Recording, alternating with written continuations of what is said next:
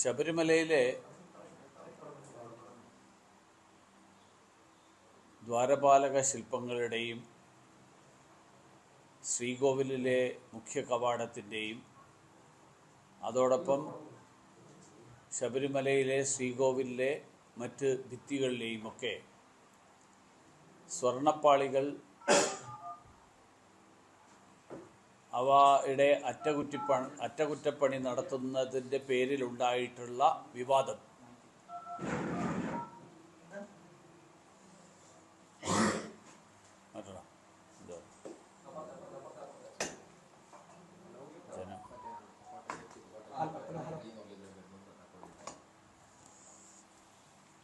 ശബരിമലയിലെ ദ്വാരപാലക ശില്പങ്ങളുടെ സ്വർണ്ണപ്പാളികളുടെയും അതോടൊപ്പം ശ്രീകോവിലിലെ മുഖ്യ കവാടത്തിൻ്റെയും ഒക്കെ അറ്റകുറ്റപ്പണികൾ നടത്താൻ വേണ്ടിയിട്ടുള്ള തീരുമാനത്തിന് തുടർന്നുണ്ടായിട്ടുള്ള സംഭവങ്ങൾ വളരെ ഗുരുതരമായിട്ടുള്ള ഒരു കുറ്റകൃത്യം ശബരിമലയിൽ നടന്നു എന്നുള്ളതാണ് വ്യക്തമാക്കുന്നത്. 1999 വിജയ് മല്യ നൽകി എന്ന് മാധ്യമങ്ങളെല്ലാവരും വ്യാപകമായി റിപ്പോർട്ട് ചെയ്തിട്ടുള്ള ഏതാണ്ട് 30 കിലോ വരുന്ന സ്വർണം, അതിലൊരംശമാണ് ദ്വാരപാലക ശില്പത്തിലും അതുപോലെ മുഖ്യ കവാടത്തിലുമൊക്കെ ഉപയോഗിച്ചിരുന്നത്. 1999 സ്വർണ്ണപ്പാളികളാൽ പൊതിഞ്ഞ ഈ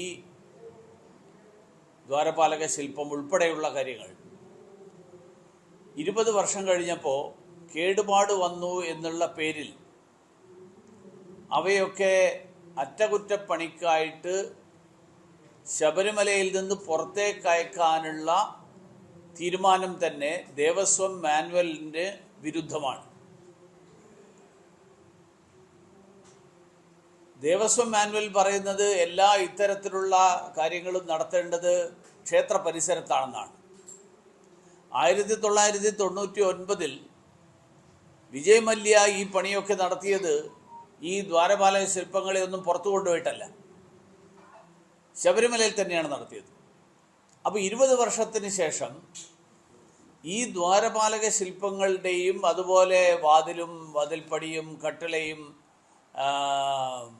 അതിൻ്റെ കതകും ഇതെല്ലാം പുറത്തു കൊണ്ടുപോയി നന്നാക്കുക എന്നുള്ള തീരുമാനമെടുത്തത് തന്നെ ഒരു വലിയ ഗൂഢാലോചനയാണ്. കാരണം 40 ദിവസം ഇത് പുറത്തു കൊണ്ടുപോയി പ്രദർശിപ്പിക്കാനും കേരളത്തിനകത്തും പുറത്തുമുള്ള വിവിധ സ്വകാര്യ വ്യക്തികളുടെ സ്ഥലങ്ങളിൽ ഇതിൻ്റെ പേരിൽ പൂജ നടത്താനും അതിലൂടെ വലിയ കോടികൾ സമ്പാദിക്കാനുമൊക്കെ ഈ ഉണ്ണികൃഷ്ണൻ പോറ്റി നടത്തിയ ശ്രമം, അത് ഉണ്ണികൃഷ്ണൻ പോറ്റിയുടെ മാത്രം ബുദ്ധിയിലുദിച്ച ഒരു കാര്യമാണ് എന്ന് വിശ്വസിക്കാൻ ബുദ്ധിമുട്ടുള്ള കാര്യമാണ്. കാരണം ദേവസ്വം മാനുവലിനെ ലംഘിക്കാൻ ശബരിമല ദേവസ്വം ബോർഡ് തീരുമാനിക്കുന്നു. എന്നിട്ട് ഈ വസ്തുക്കളൊക്കെ സുബ്രഹ്മണ്യം പോറ്റിയെ വിളിച്ചു വരുത്തി ഏൽപ്പിക്കുന്നു. നിങ്ങൾക്കത് ചെയ്യാമോ എന്ന് ചോദിച്ച് ഏൽപ്പിക്കുന്നു. അങ്ങനെ ഏൽപ്പിച്ചതിന് ശേഷം ഇയാൾ ഇത് കൊണ്ട് നടന്ന് പല സ്ഥലത്തും പ്രദർശന വസ്തുവായിട്ട് കൊണ്ടു നടന്നതിന് ശേഷം ആ പ്രദർശന വസ്തുവാക്കി കൊണ്ടു നടന്നതിനെ ദേവസ്വത്തിൻ്റെ മുൻ തീരുമാനങ്ങൾക്ക് വിരുദ്ധമായിട്ട് പോലും അതിനെതിരായിട്ട് ദേവസ്വം ഒരു പരാതിയും ഉന്നയിക്കുന്നില്ല. ദേവസ്വത്തിന് അത് സംബന്ധിച്ച് ഒരു ആക്ഷേപവും ഇല്ല. ദേവസ്വം എല്ലാം വളരെ സാധാരണ രീതിയിൽ നടന്നു, നിശ്ചയിക്കപ്പെട്ട രീതിയിൽ നടന്നു എന്നുള്ള രീതിയിൽ കാണുന്നു. ഇത് ഉണ്ണികൃഷ്ണൻ പോറ്റിയും ആ കാലത്ത് ദേവസ്വം ബോർഡിന് നേതൃത്വം നൽകിയ ആളുകളും, അത് ദേവസ്വം പ്രസിഡന്റ്, മറ്റംഗങ്ങൾ, അന്നത്തെ ദേവസ്വം മന്ത്രി ശ്രീ കടകംപള്ളി സുരേന്ദ്രൻ ഉൾപ്പെടെയുള്ള ആളുകൾ, ഇവരുടെ എല്ലാവരുടെയും ആസൂത്രിതമായിട്ടുള്ള ഒരു തീരുമാനത്തിൻ്റെ ഭാഗമാണ്. അല്ലെങ്കിൽ പതിവില്ലാത്ത രീതിയിൽ ഞാൻ പറയുന്നത് 1999 നടന്നതല്ല, 2019 നടന്നത്. ദേവസ്വം മാനുവലിന് വിരുദ്ധമായിട്ടാണ് 2019 നടന്നത്. ഇത്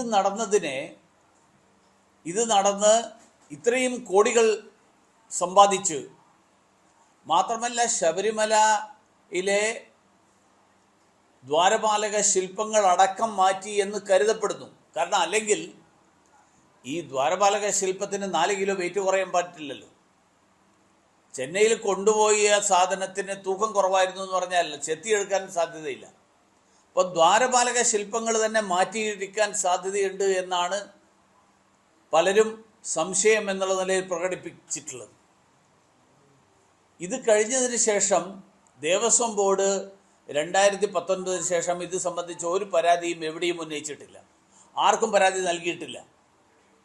അതിനർത്ഥം ഉണ്ണികൃഷ്ണൻ പോറ്റി ചെയ്തതെല്ലാം ദേവസ്വം ബോർഡുമായിട്ട് കൂടിയാലോചിച്ച്, ദേവസ്വം ബോർഡിലെ ചില ആളുകളുമായിട്ട് കൂടിയാലോചിച്ച് കൊണ്ട് തന്നെയാണ് ചെയ്തിട്ടുള്ളത്. അന്നത്തെ മന്ത്രിക്ക് ഉൾപ്പെടെ അറിവുണ്ടായിരുന്നു എന്ന് സംശയിക്കേണ്ടതുണ്ട്. ഇത് അന്വേഷിക്കാൻ ദേവസ്വം വിജിലൻസ് അന്വേഷിക്കും എന്ന് ഇപ്പോഴത്തെ മന്ത്രി ശ്രീ വാസവൻ നിലപാടെടുക്കുന്നത് അദ്ദേഹത്തിന് തൻ്റെ സഹപ്രവർത്തകനെ ഈ കുറ്റകൃത്യത്തിൻ്റെ ആരോപണത്തിൽ നിന്ന് രക്ഷിക്കാൻ വേണ്ടിയാണ്. അല്ലെങ്കിൽ ഇങ്ങനെയൊരു നിലപാടെടുക്കേണ്ട കാര്യമില്ല. കടകംപള്ളി സുരേന്ദ്രൻ കാണിച്ച ഗുരുതരമായിട്ടുള്ള കുറ്റകൃത്യം, ആ കുറ്റകൃത്യത്തിൻ്റെ പേരിൽ ഒരു തരത്തിലുള്ള ക്രിമിനൽ അന്വേഷണവും നടക്കാതിരിക്കാൻ വേണ്ടിയിട്ടാണ് ഇന്നത്തെ മന്ത്രി ശ്രീ വാസവൻ ദേവസ്വം വിജിലൻസ് അന്വേഷിക്കുന്നു. ദേവസ്വം വിജിലൻസ് എന്ന് പറഞ്ഞാൽ ഒരു SP-യും കുറച്ച് പോലീസുകാരുമാണ്. അവർക്ക് ഒരു FIR ഫയൽ ചെയ്യാനുള്ള അധികാരമില്ല. അവർക്ക് ഈ തരത്തിലുള്ള വിശദമായിട്ടുള്ള തമിഴ്നാട്ടിലും കർണാടകത്തിലൊക്കെ നടന്ന സംഭവങ്ങൾ അന്വേഷിക്കാനുള്ള ഒരു ശേഷിയും അവർക്കില്ല. അങ്ങനെയുള്ള ഒരു ദേവസ്വം അന്വേഷിക്കും എന്നുള്ള വാദം ഉന്നയിക്കുന്നത് തന്നെ അന്ന് ഗുരുതരമായിട്ടുള്ള കുറ്റകൃത്യം നടത്തി ശബരിമലയെ ആ ശ്രീകോവിലിൻ്റെ ഒരു ഭാഗം അടർത്തിയെടുത്ത് ദുരുപയോഗം ചെയ്ത ആളുകളെ സംരക്ഷിക്കാനുള്ള ആസൂത്രിതമായിട്ടുള്ള ഗൂഢോദ്ദേശത്തോടു കൂടിയാണ്. ഇന്നത്തെ ദേവസ്വം വകുപ്പിൻ്റെ പ്രസിഡന്റ് അദ്ദേഹം ഈ ചരിത്രമൊക്കെ അറിയേണ്ട ആളാണ്. അദ്ദേഹം ദേവസ്വം പ്രസിഡന്റായിട്ട് ചുമതലയെടുക്കുമ്പോൾ കഴിഞ്ഞ കാലങ്ങളിലെ ദേവസ്വത്തിലെ നടപടികൾ എന്തായിരുന്നു എന്നുള്ളത് പരിശോധിക്കാതെയാണ് ഈ ദേവസ്വം ബോർഡിൻ്റെ പ്രസിഡന്റ് ചുമതലയെടുത്ത് ഇത്രയും കാലം പ്രവർത്തിച്ചത് എന്നുള്ളത് അവിശ്വസനീയമായിട്ടുള്ളൊരു കാര്യമാണ്. എനിക്ക് ഇതിന് മുൻപത്തെ കാര്യം ഒന്നും അറിയില്ല. എന്ന് പറഞ്ഞാൽ ഈ നിയമലംഘനം നടത്തിയ ആളാണ് ഉണ്ണികൃഷ്ണൻ പോറ്റി എന്ന് എനിക്കറിയില്ലായിരുന്നു എന്ന് നിലവിലുള്ള ദേവസ്വം ബോർഡ് പ്രസിഡന്റ് നിലപാടെടുക്കുകയാണെങ്കിൽ ആ ദേവസ്വം ബോർഡ് പ്രസിഡന്റിന് അതുകൊണ്ട് തന്നെ അവിടെ ഇരിക്കാനുള്ള അർഹതയില്ല. ഇതൊന്നും അന്വേഷിക്കാതെ പോയിരിക്കുന്ന ഒരാൾ എന്ന് പറഞ്ഞാൽ കഴിഞ്ഞ കാലങ്ങളിൽ ഗുരുതരമായിട്ടുള്ള കുറ്റകൃത്യം, ഗുരുതരമായിട്ടുള്ള കൊള്ള പകൽ വെളിച്ചത്തിൽ നടന്നതുകൊണ്ട് കവർച്ച എന്നടക്കം പറയാൻ പറ്റുമോ എന്ന് എനിക്കറിയില്ല ഭാഷയുടെ അർത്ഥത്തിൽ. അങ്ങനെയുള്ളൊരു കൊള്ള നടത്തിയ ഒരാളെ വീണ്ടും ഈ ചുമതല ഏൽപ്പിക്കുക എന്നതിലൂടെ ദേവസ്വം ബോർഡ് പ്രസിഡന്റ് ആ പദവിയിലിരിക്കാൻ അർഹനല്ല എന്ന് സ്വയം തെളിയിച്ചിരിക്കുകയാണ്. അതുകൊണ്ട് ഈ കോടതി അന്വേഷണം നടക്കുന്നു എന്നുള്ള വാദം ഉന്നയിച്ചുകൊണ്ട് ഇതിൽ നിന്ന് ഒഴിഞ്ഞു മാറാൻ മന്ത്രി വാസവനും നിലവിലുള്ള പ്രസിഡന്റ് ശ്രീ പ്രശാന്തും നടത്തുന്ന ശ്രമം തങ്ങളുടെ വീഴ്ച മറച്ചു പിടിക്കാനും അതോടൊപ്പം തൻ്റെ സഹപ്രവർത്തകനായിരുന്ന CPM നേതാവായിട്ടുള്ള മുൻ മന്ത്രിയെ സംരക്ഷിക്കാനും അങ്ങനെയുള്ള ലക്ഷ്യത്തോടു കൂടിയാണ് എന്ന് സംശയിക്കാവുന്ന ഒരു സ്ഥിതിയാണുള്ളത്. അതുകൊണ്ടാണ് ഭാരതീയ ജനതാ പാർട്ടി ഈ കാര്യത്തിൽ ഒരു CBI അന്വേഷണത്തിലൂടെ മാത്രമേ വസ്തുതകൾ വെളിച്ചത്ത് വരികയുള്ളൂ എന്ന് ആവശ്യപ്പെടുന്നത്. ഈ സ്വർണം കാണാതായ സംഭവം, ഏതാണ്ട് 30 കിലോ സ്വർണം അവിടെ ഉപയോഗിച്ചു എന്ന് പറയുന്നതിൽ ദ്വാരപാലകർക്ക് പൊതിഞ്ഞ സ്വർണം, ആ സ്വർണം എവിടെ പോയി എന്നുള്ളതിന് ഒരു ഉത്തരവ് ഇതുവരെ കിട്ടിയിട്ടില്ല. കാരണം ഏൽപ്പിച്ചത് ചെമ്പാണ് എന്ന് ചെന്നൈയിൽ കിട്ടിയ ഈ പണി നടത്തിയ സ്മാർട്ട് ക്രിയേഷൻസ് പറയുന്നു. സ്വർണപ്പാളി ചെമ്പാണ് എന്ന് ഉത്തരവിറക്കിയ ദേവസ്വം സെക്രട്ടറിയുടെ ഉത്തരവുണ്ട്. സ്വർണപ്പാളി പൊതിഞ്ഞ വസ്തുവിനെ അത് ചെമ്പ് മാത്രമാണ് എന്ന് പറഞ്ഞു വിട്ടിട്ടുണ്ട്. അപ്പോൾ ഈ തരത്തിൽ വളരെ ഗുരുതരമായിട്ടുള്ള ഒരു കാര്യം, ഒരു കുറ്റകൃത്യമാണ് നടന്നിട്ടുള്ളത്. ഈ കുറ്റകൃത്യം നടന്ന് ലാഘവ ബുദ്ധിയോടുകൂടി അത് ശബരിമലയുടെ കാര്യത്തിൽ ദേവസ്വം അന്വേഷണം നടക്കുകയാണ്, അന്വേഷണം നടത്തി വിവരം വരട്ടെ, എന്നിട്ട് ഞങ്ങൾ തുടർ നടപടികൾ എടുക്കാം എന്ന് ശ്രീ വാസവൻ പറയുന്നത് ഇത് കേരളത്തിലെ ഭൂരിപക്ഷ സമുദായത്തിനെ മാത്രം ബാധിക്കുന്ന ഒരു പ്രശ്നമാണ്. ശബരിമലയ്ക്ക് പകരം ഇത് മറ്റേതെങ്കിലും ആരാധനാ സമ്പ്രദായങ്ങൾ, മറ്റു മതങ്ങളിലെ ആരാധനാലയങ്ങളായിരുന്നുവെങ്കിൽ ഈ തരത്തിലുള്ള ഒരു സമീപനം, ലാഘവ സമീപനം, ആ സമീപനം വാസവനും കേരള സർക്കാരും എടുക്കുമായിരുന്നു. കാരണം വളരെ ഗുരുതരമായിട്ടുള്ള പ്രശ്നമാണ്.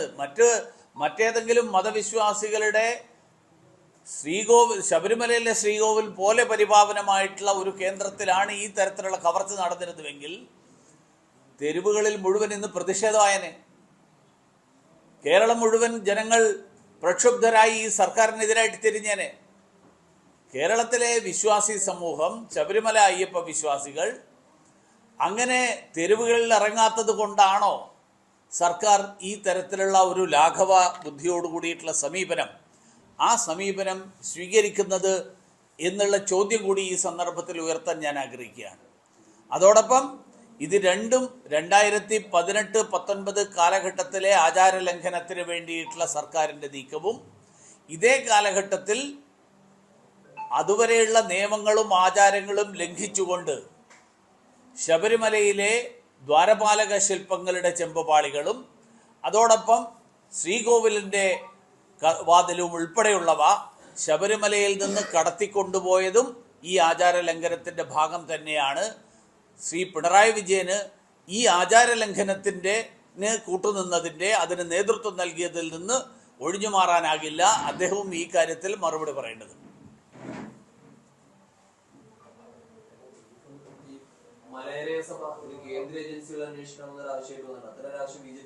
അതാണല്ലേ ഞാനിപ്പോൾ പറഞ്ഞത്. അതാണ് പറഞ്ഞത്, CBI അന്വേഷിക്കണം. വിജിലൻസ് അന്വേഷിക്കുക എന്നുള്ളത് ഇത്ര ഗുരുതരമായിട്ടുള്ള കുറ്റകൃത്യം നടന്ന് അത് ദേവസ്വം വിജിലൻസ് അന്വേഷിക്കും എന്ന് പറയുന്നത് ജനങ്ങളെ അപഹാസ്യരാക്കലാണ്, അയ്യപ്പ ഭക്തന്മാരെ അപഹസിക്കുന്നതിന് തുല്യമാണ്. അതുകൊണ്ട് ചെന്നൈയിലും ബാംഗ്ലൂരിലും ഒക്കെ കൊണ്ട് നടന്നു. ഇപ്പോൾ ആന്ധ്രാപ്രദേശിലൊരു അയ്യപ്പ ക്ഷേത്രം ഈ പോറ്റി സ്ഥാപിച്ചു എന്ന് പറയുന്നുണ്ട്. അവിടെയും ഇതൊക്കെ എടുത്തിട്ട് ചെന്നിരുന്നു എന്ന് പറയപ്പെടുന്നു. അപ്പോൾ ഇയാൾ ഇതൊക്കെ കൊണ്ട് എവിടെയൊക്കെ കൊണ്ടു നടന്നു എന്നുള്ളത് അന്വേഷിക്കണമെങ്കിൽ ദേവസ്വം വിജിലൻസിന് അത് സാധ്യമല്ല എന്നുള്ള കാര്യം വളരെ വ്യക്തമാണ്. അത് നമുക്ക് അടുത്ത ഘട്ടത്തിൽ. ഇപ്പൊ സർക്കാരിന് ഒന്നും ഒളിച്ചു വെക്കാനില്ലെങ്കിൽ അവർ തന്നെ CBIക്ക് വിടണം. CBIക്ക് വിടുന്നില്ലെങ്കിൽ അതിനർത്ഥം അവർക്കെന്തോ ഒളിച്ചു വെക്കാനുണ്ടെന്നുള്ളതാണ്. നമുക്ക് ആലോചിക്കാം. CBI നേരിട്ട് ഏറ്റെടുക്കാൻ പറ്റില്ലല്ലോ.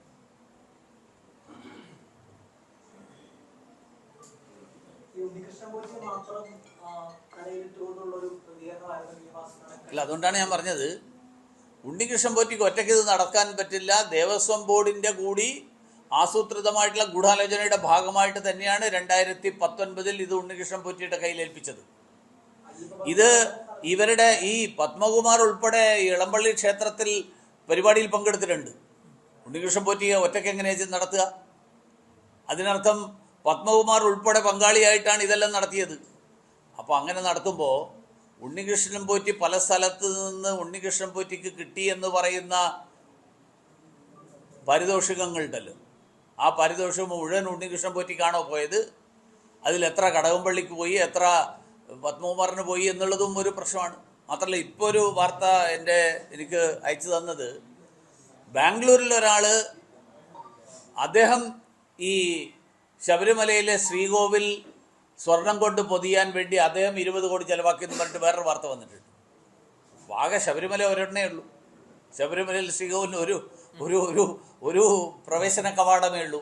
അത് 4 പേരുടെ കയ്യിൽ നിന്ന് 20 കോടി വീതം വാങ്ങിയിട്ട് ഇത് ഓരോരുത്തരോടും നിങ്ങളാണ് ചെയ്തത് എന്ന് പറഞ്ഞിട്ടുണ്ടെങ്കിൽ ദേവസ്വം ശബരിമലയെ വെച്ച് കാശുണ്ടാക്കാൻ വേണ്ടി ദേവസ്വത്തിന് നേതൃത്വം നൽകിയ ആളുകളും അതേപോലെ ഈ പോറ്റിയും അതുപോലെ മറ്റുള്ള ആളുകളും അവർ നടത്തിയ കുറ്റകൃത്യങ്ങളൊക്കെ അന്വേഷിച്ച് കണ്ടുപിടിക്കണമെങ്കിൽ ഒരു കേന്ദ്ര ഏജൻസി മാത്രമേ സാധിക്കൂ.